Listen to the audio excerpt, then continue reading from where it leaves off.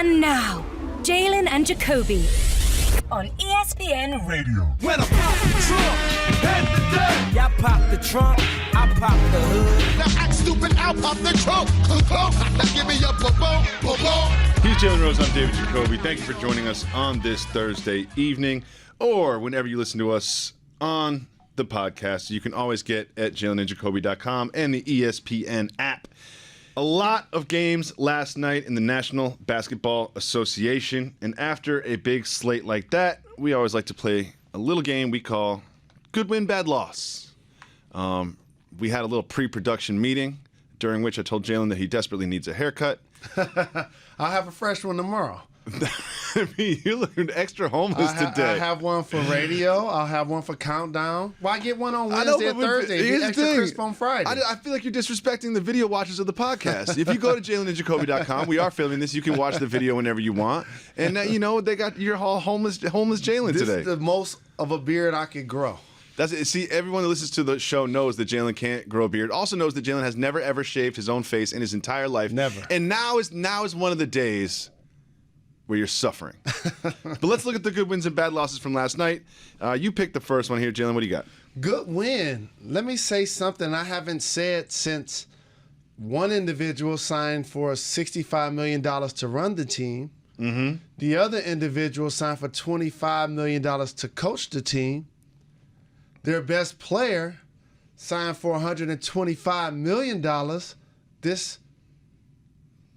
a year and a half ago. Wow, that went so fast. Was that it? Yeah, it wasn't this past summer. What team are you talking about? The New York Knickerbockers. Carmelo signed longer than that. They got traded for like 2.5 years ago. No, he just signed a new maximum contract. That's right. Yeah, he did. I can't believe they did that. Right. So, I have not said since those three individuals have been together that the Knicks had a good win. They did. I'm saying that after last night. They went out and added some veterans. Aaron Afalo, a pro's pro. He won't make any all-star teams, but he's going to play like an all-star on given nights. He's going to compete defensively. He's a much different player when he's making his open shot. Lopez down low is going to give you physical presence, defensive toughness. And we know about Melo, who continues to go up the scoring list, one of 5 or 7 people averaging 21.7 rebounds and 3 assists. And obviously the person that now has turned heads, the rookie, the fab rookie, Porzingis. I love Porzingis. Porzingis last night, he was on the wrong end of a couple posterizers there. Yeah, Chris Bosh wasn't playing with him. Yeah, and then Whiteside did it too, and then Whiteside did the stare down and everything. I like it, you know what I mean? And while we're on the Porzingis thing, I'd like to discuss his little toe-to-toe with Bazemore from a couple nights ago. Hold me back! Now, you always talk about that like it's a negative thing, but I like what he displayed there. Bazemore was right there, putting his head in his stomach. There was a little bit of a little skirmish, a little scuffle over the ball that anyone who's ever played basketball from second grade to the senior league has been involved in. But Porzingis advanced forward toward Bazemore. He was the aggressor in the hold me back situation, and then Carmelo comes over like, "Oh, we got a problem here." And it's that it was definitely Carmelo just like, "Oh, we got a problem here," and solving things. And you know what that did? That's galvanized the team. They're on a 3-game win streak. Their team has been through a lot. We know about, the Derek Fisher turmoil that led to Matt Barnes being suspended for a couple of games. The team has struggled. The Eastern Conference has improved. And the Knicks have put a watchable basketball team on the floor. Mm-hmm. What does that mean? Hope to get into the first round, will not advance. But again, if you're Steve Kerr, you're not regretting your decision because he had a chance to coach the New York Knicks or the Golden State Warriors. I think he chose properly. And the other thing I was paying attention to, it stinks as a veteran when you're Carmelo Anthony and you're playing in so many meaningless games. Like, you see him climbing the scorers list.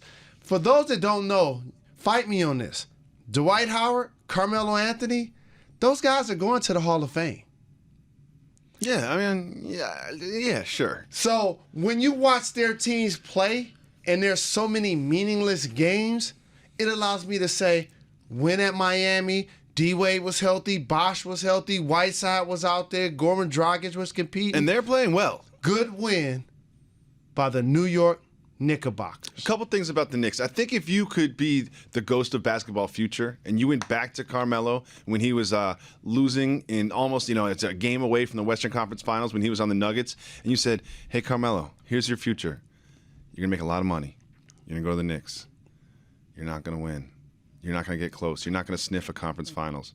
You know what I mean? Do you think he would make different decisions? I don't, because when you watch his family dynamic, his wife is successful. She's in the entertainment business. True. Being in New York benefits them beyond the score of the game. That's why, even though he had a chance to go via free agency to other teams, getting an extra year, a fifth year at $25+ million, plus being in New York City, wife on TV, son on billboards, he's doing business interests. It's a lot different when you're in that New York market. So he's taking advantage of that. Now, what the New York fans want to see is a productive team consistently, and they're now starting to look competitive on a nightly basis. Not contending. They're going to be ugly losses. They're going to be those nights where they look like a team that probably won't make the playoffs in the East. But from the product I've seen from the last couple of years, at least Carmelo Anthony is now playing in some games that we care about. We didn't care about the games the last year or so. No. And he did sign a 5-year, $124 million. $5 million less than the maximum. But here's the thing. I don't think he regrets that one bit. And it is a good win because the Heat have played really well, and especially Dwayne Wade. Anyone who's seen the last few Heat games is like, like he looks quick. He looks sharp. He doesn't look tired, and he's going to the hoop, and he's being extremely aggressive. I always like to focus on the negative. You know that about me. So I'm going to go to a bad loss. And it's not just this one. Look, anybody who loses to the Suns right now, the Suns are a dumpster fire. You know what I mean? Like, they're firing people. Towels are getting thrown around. Fans aren't showing up. Everyone's unhappy. Sarver's talking about millennials are the problem. Like, Twitter is the reason that we're not winning games. Like, it's just a mess over there. But they still beat the Hornets. And really quietly, the Hornets were such a fun story. Remember when the Hornets were good? Do you remember that? Are you just trying to pile on them because of what happened with Lance and it didn't work out with him? Is that your thing against the Hornets? No. My thing against the Hornets is Jeremy Lin's hair. That's my thing against the Hornets. But you know what? You remember early on. Remember last year when the Kings started off hot and it was like the Kings of the success story? The Hornets are starting to look like that. Last 10 games, 2 wins. Last 5 games, 0 wins. Like, it's starting to kind of fold on top of each other. Oh, guess what? I think they're starting to regret that big contract they gave the head coach, Are too. you sure? Because here's a media trick for all you listeners out there. Here's what guys do that work on this side of the microphone. I'll unplug your mic if you go negative on me. If they have a disagreement with the player or coach, a beef with the team, it's too easy to pick them to stink. They don't do that. You set the expectation so very high that they can never meet it. Mm-hmm. So you can say, we know that he don't like such and such. Well, you just pick him to win a championship. Here's the thing, Jalen. That's what you do. How low do the expectations have to be when 2-8 in the last 10 and 0-5 in the last 5 meets them? How low do the expectations have to be? I'm just saying, I'm making sure you're not doing the media trick. When a coach get fired from a team, he pick him to win a championship. When a media member get into it with a player, he pick him to win the championship. Oh, kind of like how you dog Larry Brown every single time his name comes up? I don't pick him to do anything because I don't have to. You saw Kevin Frazier wants to lead the team, right? Well, think about this. He was a catalyst and got caught up with Larry, and they got on probation. And Larry got 9 games suspended. Larry not messing with him. He like, I'm benching him. I'm going to force him out. You know what Kevin Frazier's saying right now? A lot of games in the NBA last night. We like to distill them down into 2 categories. Pick some good wins and some bad losses. Jalen, you're a positive guy. You're a happy fellow, so you take the good win. The 7th and 8th seeds in the Eastern Conference played against each other yesterday. One of them made the playoffs last year, the Boston Celtics. I remember the Podfather texted me during the beginning of the preseason and said they're going to be the number 2 seed in the East. And I know he's a little bit excited. When he says 2, that really means he thinks 6 because that's his team. But either way it go. And these 2 teams are rivals. As a longtime Pistons fan, I just hear ringing in my ear, and Bird steals the ball underneath the DJ. Now, Isaiah Thomas threw that inbounds pass. My favorite Detroit Piston, one of my favorite people of all time, a sponsor of the Jalen Rose Leadership Academy. He was a general manager for me in the league. He was my coach in the league. Larry Bird ended up being my coach in the league also. So when I watch these two teams play, I see nostalgia. And for the Detroit Pistons to win in Boston the way they did when Andre Drummond only having 5 rebounds shows me that they have what it takes to not only be a legitimate playoff team, but as KCP continues to improve, they're not a surefire out in the first round. I would not be surprised if I'm at the Palace in Auburn Hills watching second-round playoff games this year. You had me for a second. I was with you all the way through that. I was excited. I was about to do this.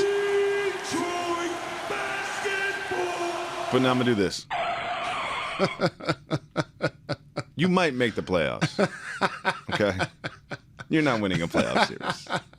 Okay? There's going to be no second round game in the Palace. So okay? maybe if we get up to 3-6, maybe something no, like that. 3-6. So that would put you, I don't know, right around an opponent like, what's that? Toronto, Miami, Chicago, something like that. This is the thing. Something like that. Would you think you would pick the Pistons? Like Jalen, look at me. You would really pick the Pistons over any one of those teams in a 7-game series? Well, the East is tricky because I can't believe we're having this conversation. How did you rope me into this? I'm just saying, like, they're only 2.5 games from the second spot. Here's the only way I could see this happening. The only way I could see this happening is the power of the president, because we all know he's a fan of Andre Drummond. Let's listen to the great Barack Obama serenade the Pistons center. Jump man. This boy's up to something. He just spent like 2 or 3 weeks out of the country. This boy's up to something. He just not just laughing. He don't have to call. He hit his hands like Usher. Woo. He just found his tempo like he's DJ Mustard. Woo. He hit that. I just love that. I love that so much. I really do love it so much. We got to get Dre on the show. We got to get Obama on the show. Absolutely. Why are you worried about Andre Drummond? I agree. I feel like in like 2 years, Obama will have his own like podcast on ESPN or something. Like his post-presidential career is going to be excellent. I've got high expectations for it. Your man Drummond, though, 5 rebounds. 5 rebounds last night. Brandon Jennings back in the lineup. He wasn't scooping up all the rebounds that Andre Drummond wasn't getting. Well, a lot of times the rebounds happen because you're attacking the offensive backboard, in particular because we miss a lot of shots, and I say the Detroit Pistons, around the basket. But he cleans up everything. He's having an all-star caliber season, Andre Drummond. Here's the bad loss that I have. Uh-oh. The Memphis lost to the Thunder. It wasn't a close game. They lost by 18. But it's not so much this one particular game, because we like to use these games as sort of microcosms into a bigger picture. The bigger picture is this. 2 years ago, 1 year ago, you say, hey, Jacoby, Wednesday night, national game.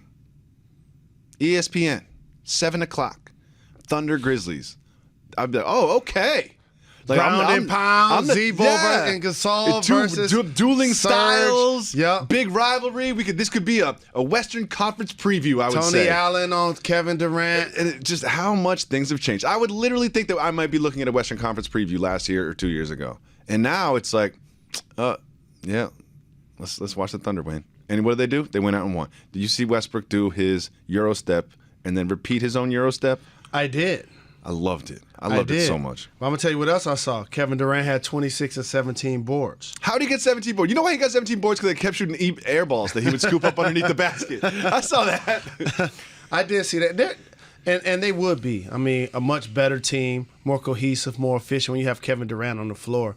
And again, Steph and LeBron and Draymond Green in the conversation, like these guys are playing terrific. Kevin Durant is balling.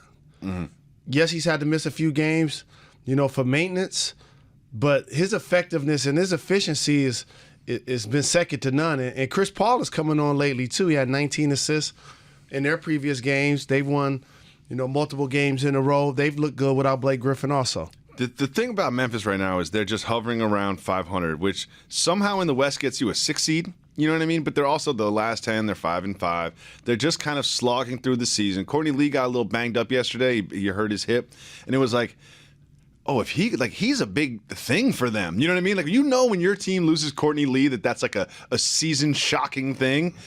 That you're not doing too well. Yeah, especially the Courtney Lee that got slapped by Vince Carter, and also wait, I didn't know that happened. Yeah. Oh, we got slapped after the celebration. Yeah. Oh yeah, he did. And Mike Conley's dealt with some injuries being in and out of the lineup also. They've got quality play from Mario Chalmers. He's been balling. He's knocking down shots and playing well. And Matt Barnes is playing good for them, but I'm really disappointed what I've seen from Memphis. Too many times they've lost by 15-plus points, 20-plus points, 30-plus points. I think they lost by 40 in the game.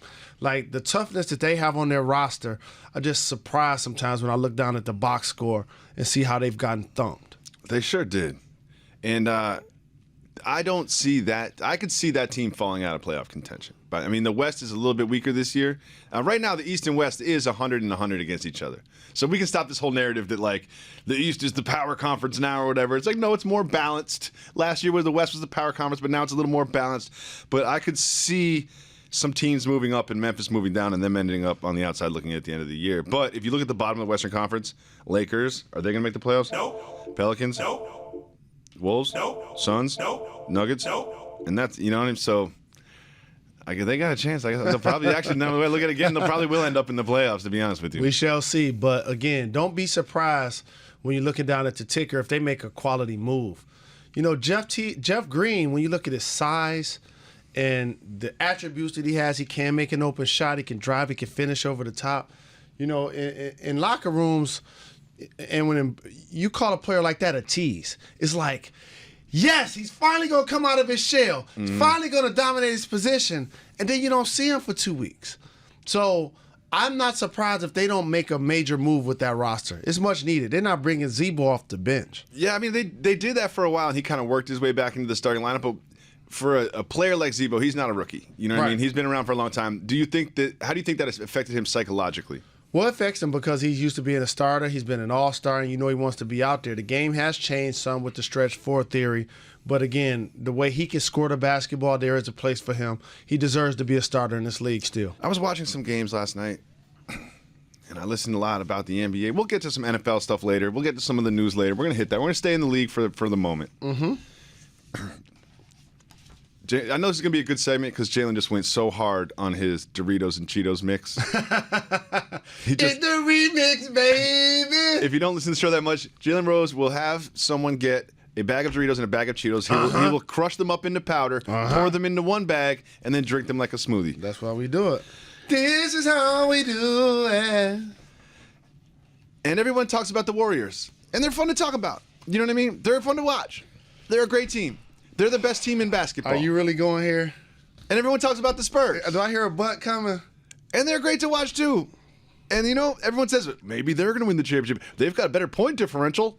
They've actually won more games by 20 points than they've won 13, and everyone else has won 7. And everyone says they're going to win. But you know what? I know who's going to win the NBA championship. The Cleveland Cavaliers. And it just became so clear to me last night. It became so clear because if you remember, a lot of people forgot the finals. The Cavs didn't get swept. They were missing 2 all-star players. They didn't get swept. Did they win one of the first 2 games in Oracle? I forgot. Did yes, sir, they did. Yep. Did they win game 3 in Cleveland? Yep. I think so, right? Did they win game 6 in Cleveland? Nope. Did they win the series? Nope. Oh, correct. Am I misrepresenting the series? Yep. Fair. But Kyrie Irving's out, and Kyrie Irving is back, and he's not just back. His first couple games, it was like, oh, like this might be a month. You know what I mean? But now he is officially back, and him and LeBron are doing it, and you could tell there's a chemistry between them. And I especially loved what LeBron had to say about the two of them after the game. We both have so much confidence in one another that we see one guy going, we let him go, and then it's your turn. It's almost like the WWE or WWF back in the day tag team match. And when he's ready for me to come in, he tag me in. When I'm ready for him to get some, I tag him in. So this is exactly what he meant. LeBron James had 34 points, 10 rebounds. 30 of his points came in the first 3 quarters. Okay. Then he tags in Kyrie Irving. 19 of his 32 points in the fourth quarter. Straight up. He's like, we're playing, this is WWF. I love how he said, no, not WWE, WWF. He wanted to be very clear. This is like old WWE. Yeah, the Killer Bees and the British Bulldogs. the Junkyard Dog? That's not I'm sure he did a tag team match at some point. All right? Yeah, he Fact did. checker. You know how many things you say wrong over the course of 2 hours? Let me live a little bit, You know where the Jay. JYD was from? That he was on the Knicks. Who was Good that? one. Jerome Williams. There you go. The JYD was actually from Detroit. Please continue. Okay. LeBron James had 30 points in the first 3 quarters. He tags in Kyrie. Kyrie scores 19 in the fourth quarter. The Cavs are 5-1 when Kyrie plays. They've won 5 straight. The Cleveland Cavaliers are going to be the NBA champions. And it's very clear to me right now. And I know that you're too scared to take a pick because you're a professional NBA analyst and whatnot. But right now, I can see it happening. By the way, you're not like going crazy out on a limb. I'm not saying the Pistons are going to win a series in the playoffs. Or the Celtics are going to win it. No, like, I'm saying that the best player in the league is going to win. Well, hold on. I want to see if you would catch that. You're saying that the team that hands down is going to win the East. So they're going to be in the finals. Mm-hmm. So you're saying that the Cleveland Cavaliers have a chance to beat a Western Conference team 4 out of 7. No, here's what I'm saying. We have no idea what's really going to happen, but it certainly looks like we're trending towards a Spurs Warriors Western Conference final, right? The Oklahoma City Thunder will have something to say about that. Yes, and I think that a lot of people sleep on the Clippers too. The Clippers depends on the matchups. Clippers have won 7 in a row. Who knows what happens in the playoffs? You know depends what I mean? on the matchups. Who knows? The Rockets were in last year. No one would ever pick that. And remember, Golden State didn't face San Antonio or OKC in last year's playoffs. So a lot of it has to do with matchups. Sure. And seeding, and so much happens. Injury. Like, this is all whatever. This, who knows what's going to happen in for the West. Now, we know who's winning the East. We certainly do. And I just kind of feel like the West is going to beat each other up during the playoffs. And if you've got Love, and you've got Kyrie, and you've got LeBron James, you've got yourself a championship. Kyrie Irving, when people look at the ascension of Steph Curry, I promise you, he sits back like John Travolta, like Nicolas Cage did John Travolta in Face Off. Like, that's my life. That's me. Right? Because remember, he was a All-Star Game MVP. He was on Team USA. Mm-hmm. He's a couple of time All-Star. He's a number 1 overall pick in the draft. Yep. He was a max contract player before LeBron decided to return. Yep. But the team struggled the couple of years where he was leading the way. Now he dealt with a lot of injuries. So now that he's back, people forget how good this guy is. Don't just talk about him amongst the top point guards. Kyrie Irving is a top 12 player in the game. Are we considering Russell Westbrook a point guard? We're not, right? He is a point guard. He's a point guard. So then he's a top 3 point guard, I would say. Chris Paul is in that conversation top 4, also. Sure, top 4. That's fine. Right. Whatever. We don't have to nitpick but about this. But also, those are 4 of the top 12 or 15 players in the whole game. Mm-hmm. So I'm elevating him to that status to show people it's legit, but B, you forget how good he is. And so I'm not surprised he could go out and score 19 in the fourth quarter. I'm not surprised that LeBron James say, you know what, this guy's good enough to defer to. Because you know one thing LeBron James has never done playing with somebody? Defer to him. Mm-mm. He's never said that about anybody he's ever played with except Dwayne Wade. So, and Chris Bosh, they won a championship together. He deferred to those guys. Ray Allen was a clutch shooter, so he deferred to him in those situations. But now being back in Cleveland, where you're trying to bring the team its first championship in basketball, its first championship in any sport. What's he saying in his commercial? It's too early for this, but it's all about getting a championship for the land. First of all, it was 5:45. That's not that early. Right. Like, that's not that early. Jalen texted me at 5 this morning. Correct. 5 this morning. Well, let me tell you what wasn't early. How fast they dropped Johnny Manziel for LRMR. That wasn't early. They dropped him early. Yeah, exactly. They're like, what happened? Oh, he had a wig on? Okay, yeah. They did Doughboy. Do you know what I'm saying? Maverick got up and he looked on the bottom line and he saw Johnny Manziel's name. He hit him, was like, oh, we got a problem here? Like, you know what? Cited for what? He possibly was wearing what? Where? Huh? Where? Huh? Again? Who? And he's what's it? Can someone pull that contract? Can someone pull that contract? And so just think about this. No bigger Johnny Manziel supporter and bandwagoner, I got to throw it out there, Get off the bandwagon. than LeBron James. Remember, when Johnny Manziel was in college, LeBron James put him into a McDonald's commercial. Mm-hmm. Remember, when Johnny Manziel went to Cleveland, who was the first person rocking his jersey? LeBron James. So they deserve the right to say, your behavior is not representing us properly. We don't think you fit in with what we hope to get accomplished. We can still be cool, but you're not going to be under our banner. And I reached out to Maverick to try to get him to come on our show to talk about it, and he was unavailable. But that's probably going to be a guy I try to get to be a guest because we should, I want him he's to got talk a lot of more insight. about that, and also not just about Manziel. You know correct, what I mean? Like, he's got a lot to speak. You talked a lot about his business interests and things that they're doing. So I want to try to bring him on to talk about all of that stuff. See if he can shed some light on Mr. Wachter. Here's the thing about Kyrie that I'm just going to leave on this for the 2016 championship Cleveland Cavaliers. It's easy to forget that Kyrie Irving is 23 years old. He's 23 years old, all-star MVP, and also LeBron likes to have a Robin. You know, he likes to do the press conference with Dwayne Wade. He likes to do the post-game conference with Kyrie Irving, and he likes to have a tag team partner, and now he finally has that. We're going to do some rapid-fire news in the National Football League. Let's give me a beat, Reggie. You'll never believe this, Jalen. What's that? Peyton Manning is going to start for the Denver Broncos What in the a playoffs. surprise. Who'd have thought? Who'd have thought? Who'd have thought? No. Wait. You mean you're going to play the former Super Bowl MVP, the 18-year veteran, and the Hall of Famer over Brock Osweiler? Man, let me tell you something. Gary Kubiak saw that team struggling, and home field advantage was in the wings. They snatched Brock Osweiler out of the game so fast. That's the story? But the thing is like, he was 5 for 9 for 69 yards. Right. Like, it wasn't that impressive. And he was Correct. overthrowing open receivers. It's all about the W. All they wanted to do was to play on their field throughout the playoffs. And they got it. Lovie Smith, unceremoniously fired from a plucky Buccaneers team. No, this is what I have to say about that. Another thing for the fans to pay attention to. When the media says somebody was unceremoniously fired, you know what that means? They didn't hold a ceremony. There was no ceremony held for the firing. No, it means that they didn't have the scoop. That's fair. That's all that means. That's fair. We said the day after that people allegedly called it Black Monday. And they said there's a chance that anything can happen with any coach, any GM, especially on a struggling team.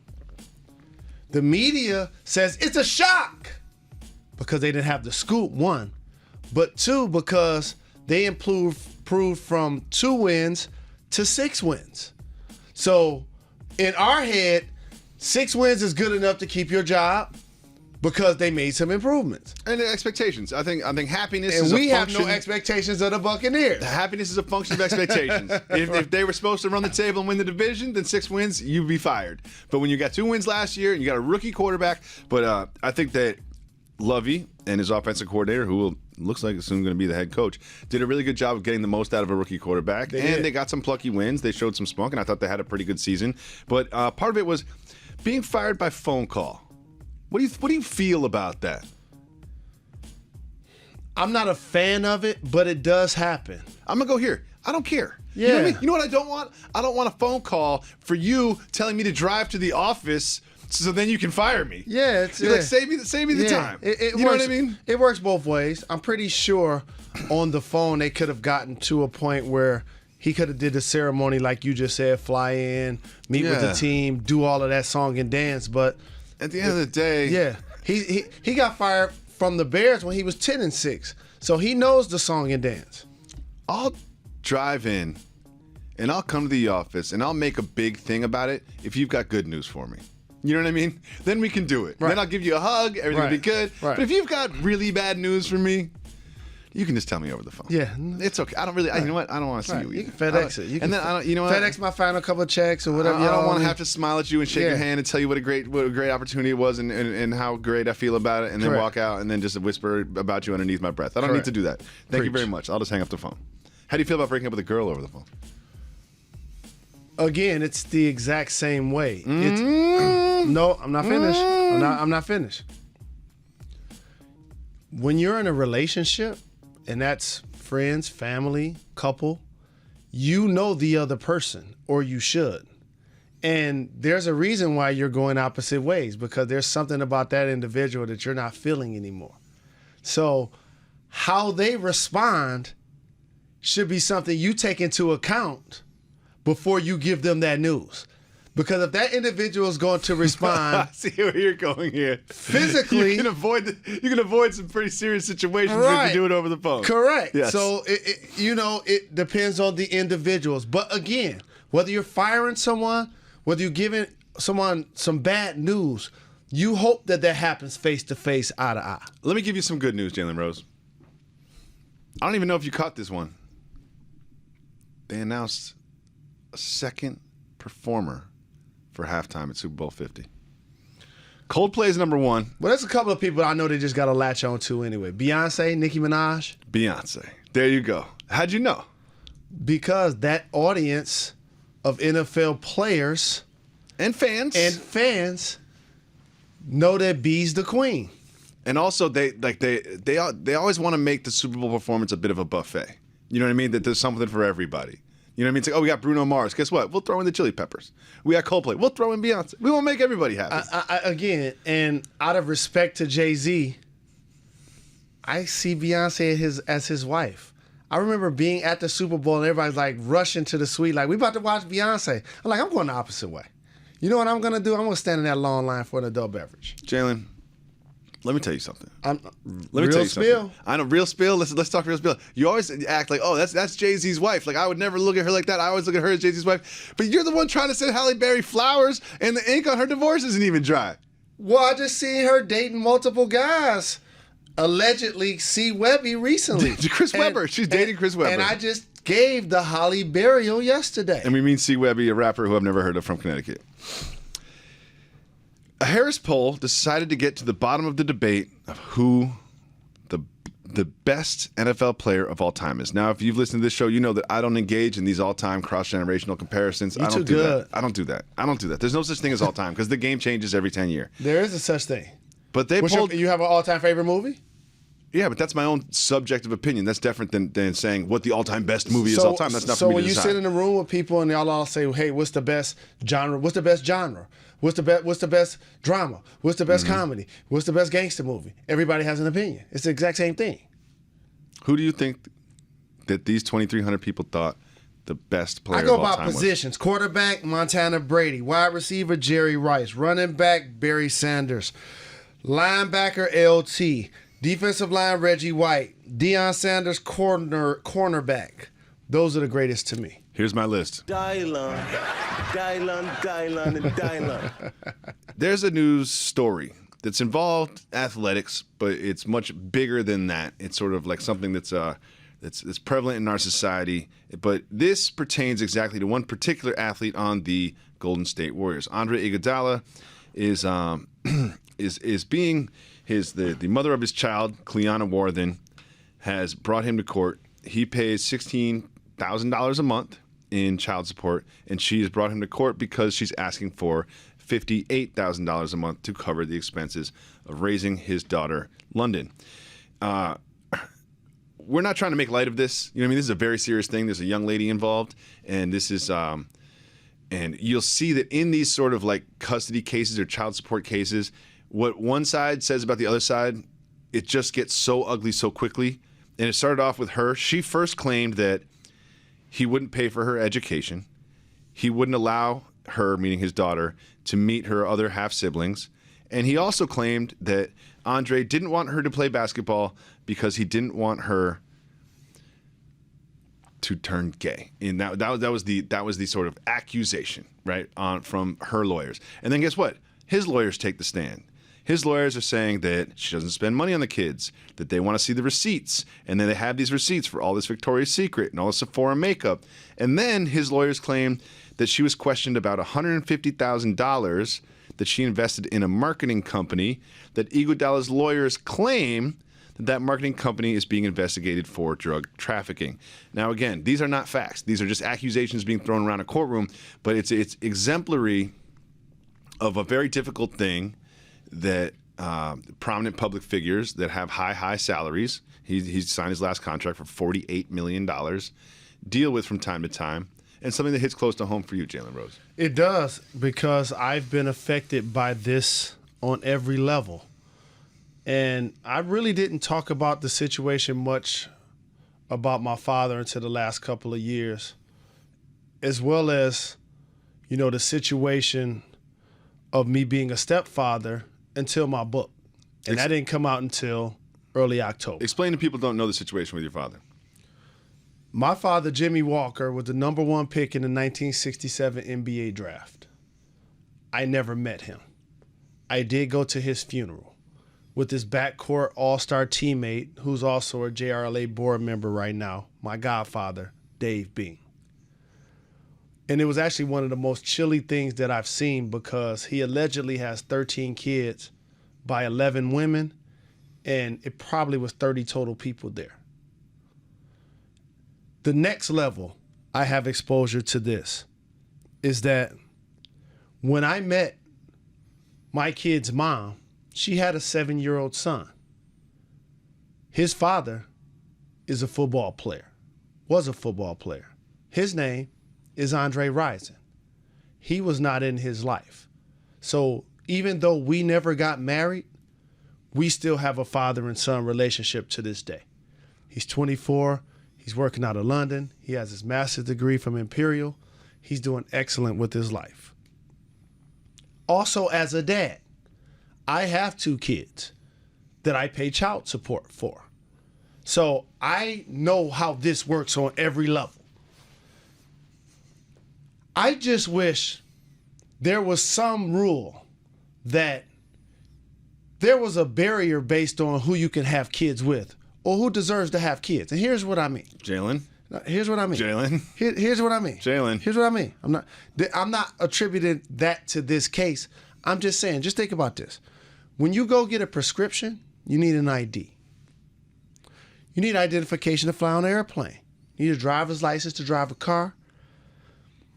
There's some parameters. There's some barriers. There's no barriers to being a parent. No. But that's the most and the toughest responsibility that we give people every single day. Raising young people. And the one thing you hope when you have kids with someone, and you have to pay attention to their history, you have to pay attention to the decisions they're making without kids, the decisions they're making with their current kids, the things that happen with other people they may have kids with. You have to decipher all of that information and make a quality decision, you hope, on who you want to have kids with. Like, that's a dual responsibility. So a lot of times you may see a man who ends up having full custody of his kids, but he probably saw some of the traits in his former mate before they had kids. The same thing for women. You probably have kids by a guy that wasn't taking care of his other kids. So you may decide to still have kids with him. So it's probably not a complete surprise if the person isn't as hands-on, isn't as loving, isn't as disciplined as you would hope a parent would be. There is no dollar amount to being a mom. That comes from somebody that pays child support. I wake up every day, and the thing that either kicks me in the stomach or kicks me in the butt is that I hate that I don't live with my kids. And you know what else I hate? That they live in another state. But you know what? That still doesn't mean when I send the child support, I can dictate to her what she does with the money. I know we want to, but it doesn't work like that. Now, if and when she and or he is spending the money irresponsible, I think you should stand on the table, because that money should be for the well-being of the child. not for him or not for her. But if that person isn't as responsible or disciplined with the money as you want them to be, there's truly nothing you can do about it. And that's the unfortunate thing about that cycle, that a lot of times people do spend the money irresponsibly. A lot of times guys don't step up to the plate and take care of their business like they're supposed to. When my father wasn't in my life, the laws were different. See, now if you don't pay child support, now if you're a deadbeat dad, it affects your driver's license, it affects your credit, it can affect your job, and you're in court and you could be in jail. And it's just much more prevalent that people pursue these sorts of things. You know what I mean? Whereas back in 20, 30 years ago, people just didn't really pursue it. Because, and by the way, don't shed any tears for me for not growing up with my dad. Because you know what? I think things happen for a reason. And because I turned out to be a success story in my world, it obviously was best for me that he was not around. What was it like being a father and an active NBA basketball player at the same time?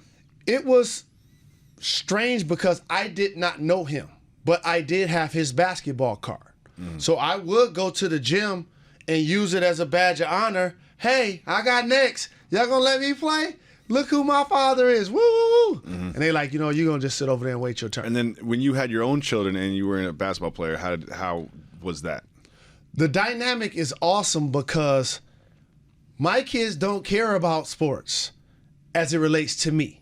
They don't see me as a celebrity. I remember times in both of my kids' lives where they like, hey, Dad, why do these people keep coming to talk to you? Like, what's going on? Like, why do they want to talk to you? Like, why do you want to talk to my dad? And so that is something that you give up as a public figure. You give up the anonymity of when you're out with your kids, there will be people that approach you. Your kids sometimes become for public consumption. That's why I try to do the best job I can, what I did when they were really young, to try to suffocate them as much as possible from what may happen in what can be a mean, evil-spirited world that we live in. And so for Andre and for her, the common ground has to be the daughter. What's best for London? That's it. You have to get past your quirks and what you don't like about me. You can't be worried about who I'm dating. You can't be worried about what I'm spending my money on. The bottom line is this. We have to come together for a common goal and make a plan that we're going to do the best job we can and make sure this young life is molded properly. And that this isn't strictly about public figures. This isn't strictly about millionaires. At all. This is about everybody. And it's also just about one of those things where in these scenarios, when you end up in the courtroom and you have two people that were once very close, or close enough to parent a child, and now they are digging deep, deep, deep into the files to say, to research and say the most incriminating and meanest things they possibly can about each other, you just have to think that before you enter that situation, you have to be more responsible before you get there. But when you read any court transcript of any people that were mates, just take that as when you're in an argument with someone, even if you love them, for that moment, some of the times you may say the most evil, hurtful things to that person because you know that bothers them. In this case, it can sway how much he pays. Absolutely. How much he receives. The outcome of the total deal that in theory they're going to have to strike with the court, that they're going to decide what he pays. Now, it is disturbing for the person that pays child support when they think the person is not spending the money responsibly. Because you think, I'm working really hard to earn this money. I'm doing what I can to take care of mine. I'm standing up, I'm handling my business, but all of it is not going towards the designated cause. That can be frustration, but there's something you can do about that. You can also go back to court about that, and you can subpoena the fiscal records. And then the court then could decide, just like the court decided how much the person get, male or female, they can also decide a different way that the money needs to be legislated. So I hope this is where this is going. But more importantly, I hope now that this is public, it doesn't affect this young lady when she's in school, when she's around her friends, when she's trying to be a child, when she's trying to go to concerts, when she's trying to do things. Because I don't like when adults put their issues on young minds and young hearts. I hope this resolves itself. You know what I mean? I hope it's that, you know, for the sake of the family and the child especially, that it all kind of works itself out. And I'm going to leave it on a bit of a lighter note. When Worthen's lawyer reportedly asked Iguodala if he spent any time inside the Sherman Oaks apartment where Worthen and his daughter and her daughter were reside, Iguodala responded that he wasn't worried about his daughter because, quote, I see white people walking around, and in my experience, that means it's pretty safe. Well, that's ignorant. He said that in court to a judge. Yeah, that's we gotta get him on the show. We should get him on the show to talk about this. We're gonna get him on the show. That's my little brother. I need to hear more about this. But let me tell you one thing I don't support. I told you I've been on every level of this. I do not support deadbeat parents. All-star voting. Hey now, you're an all-star. Get your game on. I like that. A little Smash Mouth. Did they ever have another song? Versatile. NBA All-Star voting has been another sort of round has been released of the voting, and you know, over here at this show, we're big fans of a gentleman that goes by the name of Boogie. He came on the show yesterday, and we really appreciate that. We're honored to have him, and we've got a little campaign to get more votes for Boogie. And I assumed that he didn't need it. You know what I mean? He bet not need it. But you see what just happened in this release of this? I mean, before when they had Tim Duncan above him, I was like, I get it. You know what I mean? Like, he's a Hall of Famer, but everyone would rather have Boogie if they're trying to win a basketball game. That makes a little bit of sense. Anthony Davis, that's more of a name thing. He plays well, but, you know, Boogie's probably had a more of a better year, I would say. But then, Boogie got passed up by Zaza Pachulia. No shots at Zaza. He's having a great year. You know what I mean? I really like what he's doing this year. He balling. But he is not doing better than Boogie Cousins. So we need people to vote for Boogie Cousins. Here's the thing. Like, I respect the game as a fan and as a player and as somebody that works in the media. So when I see, for example, the NFL Pro Bowl, and I realize that there are 32 teams, but 6 running backs, for example, make the Pro Bowl, is not as exclusive to me. I think Steven Jackson made the Pro Bowl this year. Like LaShawn McCoy, this probably was his worst year. Yeah. In the last couple of years. Like, I made the Pro Bowl? Like, his agent called, he's like, wait, me? Yes. And so it's the exact same. And also, so many people deny going. It'd be the 19,000 alternate playing in the actual game. Yes. Okay. Now, people can say those affairs don't matter, but they do matter. When you introduce somebody, you say multi-time Pro Bowler. Mm-hmm. And there's incentives in your contract. Correct. And also, when you're trying to get a new deal, your agent says he's been to the Pro Bowl multiple times. Well, it's the same thing with the NBA All-Star Game. When you're doing an election for office, that's a legitimate voting process for me because you only get to vote one time. Okay? It's not legit if one person can vote 1,000 times. That's not legit to me. And so we can say the people that get the votes are who the fans want to see. No, it's who a lot of times get to stuff the ballot the best. Who's got the craziest, most technologically savvy fans? It's not just that. Pay attention to social media. Celebrities, public figures, businesses, people who are looking for press, PR, or to grow their brand online or socially, you know what they do? They pay people. There are people that are out here right now paying someone to get their followers up, to get their Instagram hits up, to get their Snapchat. It's the exact same thing for the NBA and the All-Star Game. I remember being a youngster and hearing that Kelly Tripucka they were having a ballot stuffing party for Kelly Tripucka to make the All-Star team. Kelly Tripucka is an old Piston who's definitely not All-Star worthy. But he made the All-Star that year. He had a good year. Our fans did a good job of stuffing the All-Star ballot. I love Kelly. I remember he had 50 in the game. I love my squad. We want to do the same thing for Boogie Cousins. And so, again, if I have to say who's going to be in the game, I want the guys that are having the best first half of their season, especially if it's a progression of what happened last year. It's not just a good 30 games, but it's a rollover With one factor. caveat, I'm fine with the Kobe Bryant thing. I'm fine with it. A lot of people have problems with it, whatever. I'm totally fine with it. He's a legend. He's one of the best to ever do it. Let's allow him another All-Star game. I'm not mad at it. There's asterisks for Kobe because he's playing on a lottery team. Tim really doesn't need it because his team is still balling. So I get it. But last year, Dirk was not in the All-Star game. So a lot of times when you do give someone a spot, you take a spot from somebody else. And a lot of times you hope that the person who got overlooked gets their chance in the future when somebody like Kobe Bryant's going to get that spot.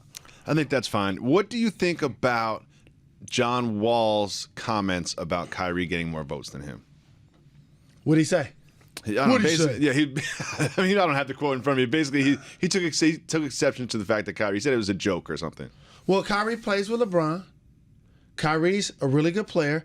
If I had to choose who would start in the Eastern Conference All-Star game at point guard, I'm still vacillating between Wall and Kyrie right now. And big shout out to Matthew, who just sent me a tweet based on our All-Star conversation at MCU 420. Two of my mentors in Indiana, lefty, smooth, Chris Mullin, who not only had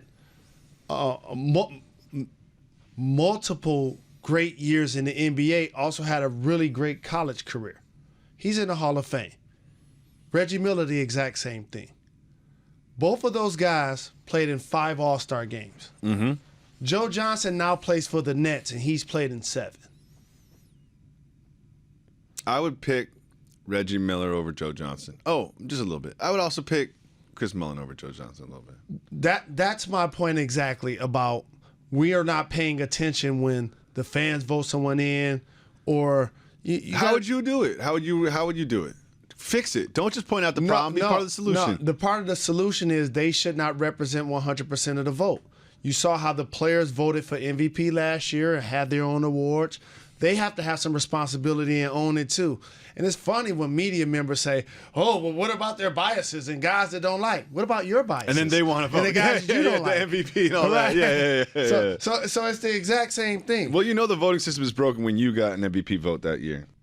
Well, hey, it is what it is. And I know the mascot now carrying the bat because that's how it is when you grow the alter ego, got to do the dirty work.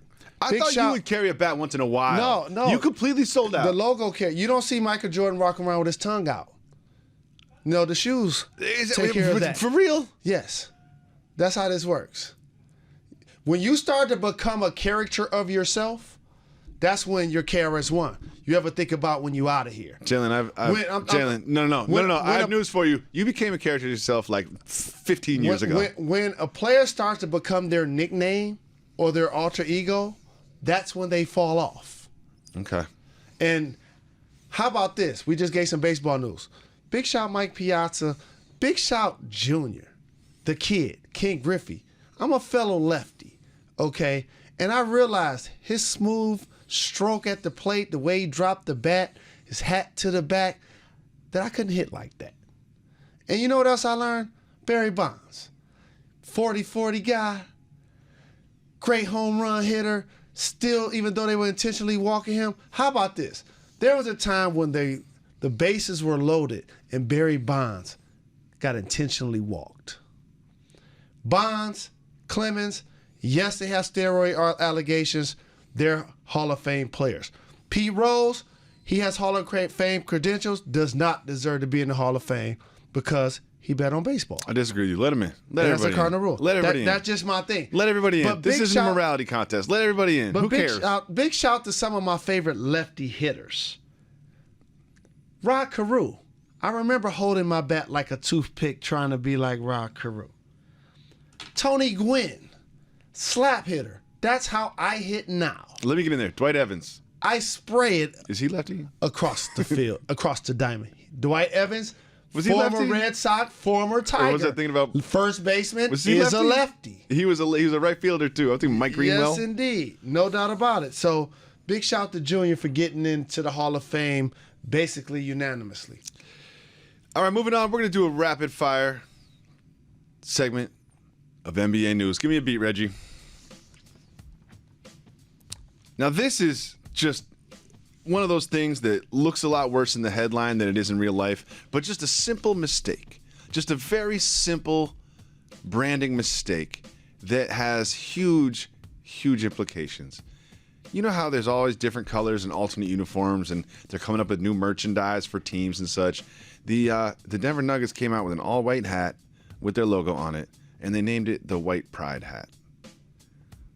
Again, this isn't intentional. This isn't subliminal. This is just someone just being really, really, really dumb about what they're writing down. Yeah, it was almost like recently Starbucks had some sort of mannequin in their store of a black individual that was naked wearing a hat holding the beans. Like, it really was a bad illustration that people got upset about. I don't think there's malicious down. intent. Like, no one's trying to hurt anybody or offend anybody, but just like, you got to be smarter than that. You know what you can do? What everybody needs? Everybody needs a friend. Be like, hey, what do you think of this? You know? Correct.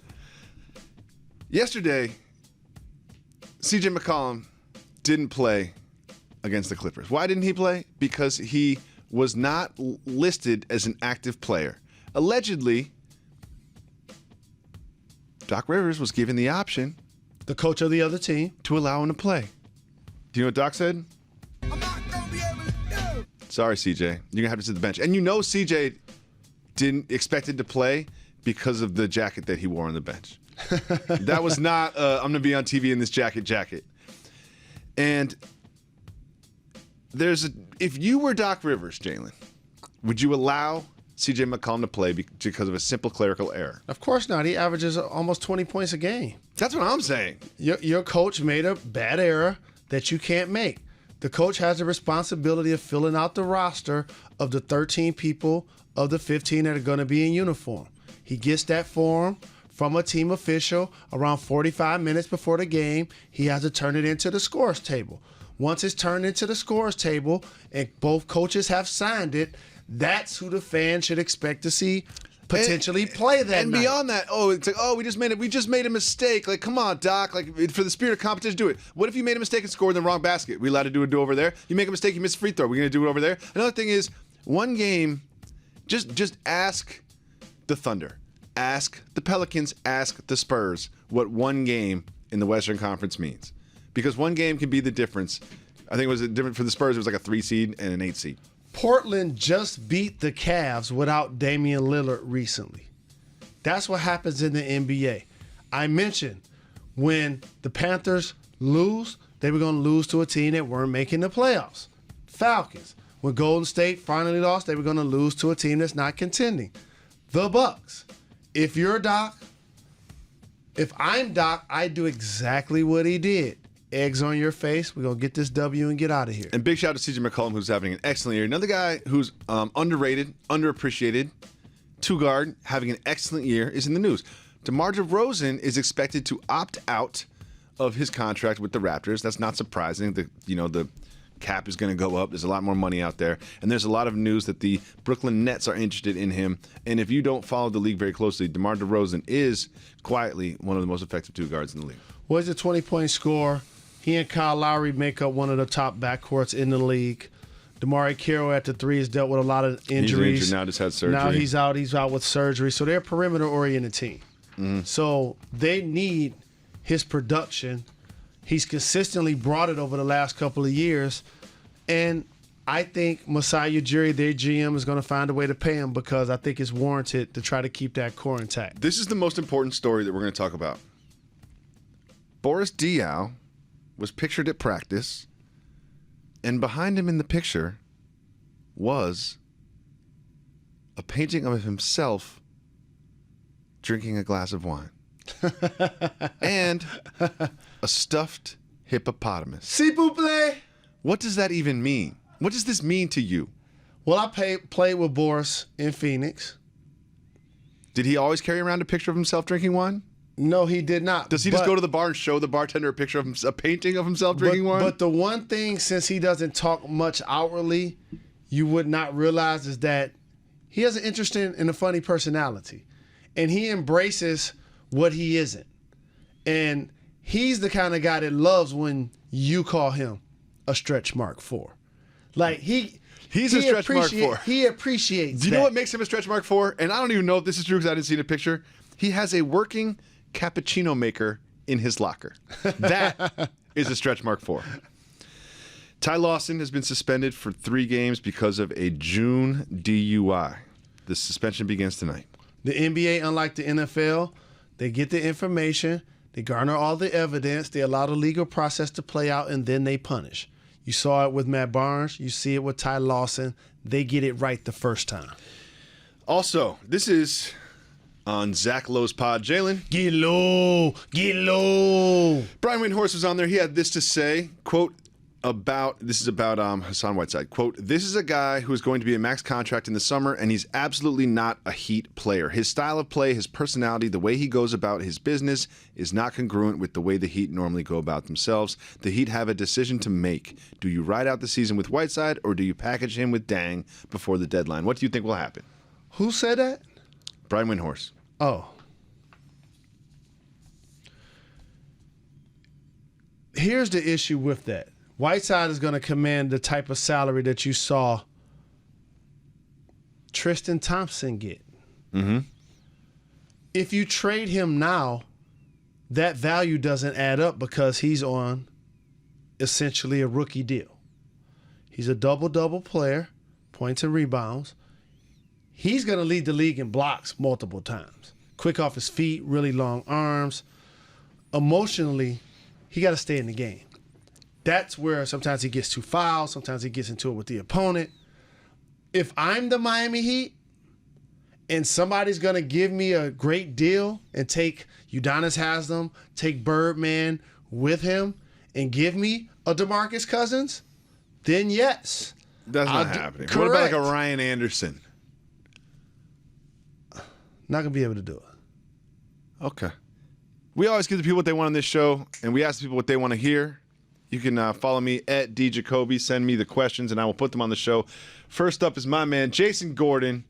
J-Dub 24/7 all day. He wants to know, tax season coming up. What's the NBA players' tax season like? Just like yours, except it's a lot more paperwork. It's a lot more zeros You're not doing the involved. paperwork, though, but how does it happen? But 90% of people aren't doing their own taxes. No. That's fair. But my question is like, does it change your life at all? Do you end up paying? Yeah, like, I don't know. Like, listen, everyone listening to this is in just like a regular human being tax bracket. I pay someone to do my taxes. But you pay though, like every quarterly. You've got a money manager when you're in the league. I have a business manager. Do you have someone that checks on the business manager? Because if I would have 2. Well, here's how you check on the business manager. You keep it really simple. You allow the person that's writing your checks to cut checks for a recurring number. Mm-hmm. So say, for example, your recurring number is 500. Then you might cut for 650. So they can't go over that. Now, things that aren't recurring, maybe your credit card or things of that nature, then you pay accordingly. That's how you handle it. yourself. As it relates to tax season, it's just like anyone else that goes to a company, that goes to a service to get someone to break down their taxes. You get them your receipts, you give them your finance, you talk to them about your write-offs, you got any LLCs, things of that nature, and then you try to garner a return. It really works the exact same way, except there's a lot more paperwork involved. I've learned, and this is just from experience, if you're like a regular human being and you have to do your taxes, do your taxes. I didn't do them for a few years. Guess what? They notice. And next thing you know, they put a lien on you. You know what the lien is? You got all zeros in your bank account. It got nothing to do with Joe Clark. Not lean on me either. Yeah, it's not lean back Fat Joe. It's next thing you know, you got $0 in there. Like, what happened? But the one thing I don't do, and I know people make a lot of jokes, and I don't make jokes about Wesley Snipes and whatever, him or not paying his taxes. I got that from a J. Cole record.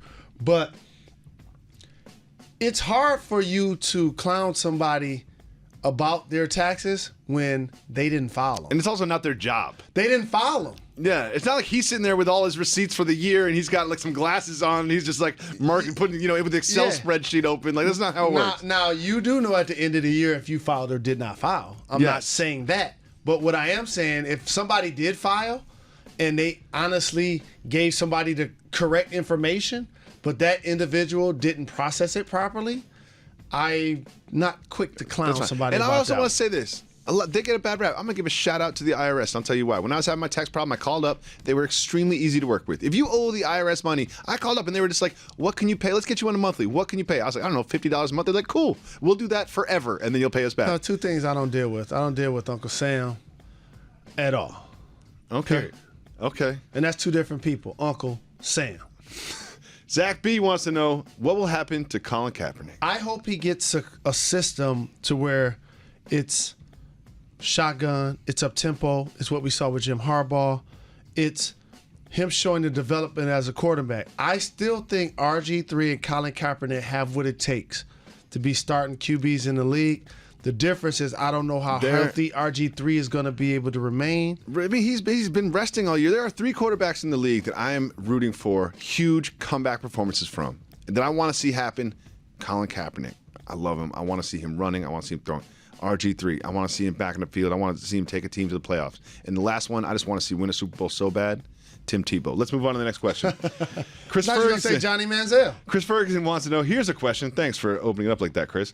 Why won't y'all upload your pods onto YouTube anymore? You sound like me, including the archives. Like, I can't find anything. Jalen, here's the thing. Do you think we just decided one morning to stop doing that? Well, we just got lazy? I'm pretty sure some check writers. Yeah, do you think it was just like a decision that we made? Talking to some individuals at YouTube, and a couple of numbers got thrown across the table. We got an email. You know what? We got to sever this relationship. The email, an email came down. It was from theboss@disney.com. And it was like, no more YouTube. And we're like, oh, okay, no more YouTube. I guess that's what's up. No more, do we continue to get paid? Yeah. Okay, well, no more YouTube. And we try to give the people what they want. You go to JalenandJacoby.com. We built a whole website just so you can watch the videos. So if you want to watch the videos, go to JalenandJacoby.com. Tell a friend or tell a friend. Joe Brown James, Joey Hurst, 23, wants to know, fan who used laser pointer on James Harden for Rockets Jazz game deserve 1-year ban from all NBA facilities, ? Not the best syntax and grammar, but basically he wants to know, do you know about the story? Dude shines a laser at James Harden. James Harden gets upset. Next thing you know, he's banned for a year from NBA games. I got one more question, too. Is it a red dot? I believe so. Or it should be banned for not longer than a year, forever. You know scopes have other colored dots, too, right? That's why I asked you, was it a red dot? I know, but there's green dots. There's all kinds of dots. But a red dot. And also, I know nothing about guns. A red dot gets my attention.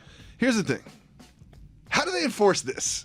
Like, if I buy this guy a ticket for a Sacramento Kings game, how do they even enforce that? They don't. They can't. Because you don't use ID to get into to a sporting event. It's like, you're banned for a year. Like, really? Right. I'll be here tomorrow. Yeah, I'll be at the game tomorrow night. What are you even talking about? Stephen Dennis wants to know, trouble in Boston? D-Lee frustrated and poor play versus Lakers and Nets. Could you see possible moves before the deadline, playoffs, or lotto? The thing about the Boston is you can always see possible moves because they have so many draft picks. They have so many guys assets. With the same haircut, too. Man. They're in a tight game at the half right now. In order to play for the Celtics, you got to have a blonde mohawk. They got 2. They got Sullinger and Smart. Well, that's out of 15. You know who Sullinger is? I do. From Ohio State. He's the future of the stretch mark 4 position. He is. Hagop, Mood. But this is what I think about the Celtics. Just like any team in the NFL, you could talk about Chip Kelly getting fired. His quarterback when he got there was Nick Foles. His quarterback when he left was Sam Bradford. Same thing in the NBA. Here's what I'm you saying need about a star the Celtics. player. I learned this from a very wise man. You're only as loyal as your options. Yep, Will something happens in the Celtics? If they get offered something good, something will happen. If they don't, guess what? It won't. That's what's going to happen. Hagop, Mudarian wants to know, I know he goes back and forth with it, but would Jalen rather have Jimmy Butler or Klay Thompson right now? Tonight, I'm going Jimmy Butler because he had his 30 points with 11 assists the other night. I just want to tell everyone, thank you so much for listening. The Sedano Show is next. You're listening to Jalen and Jacoby, and always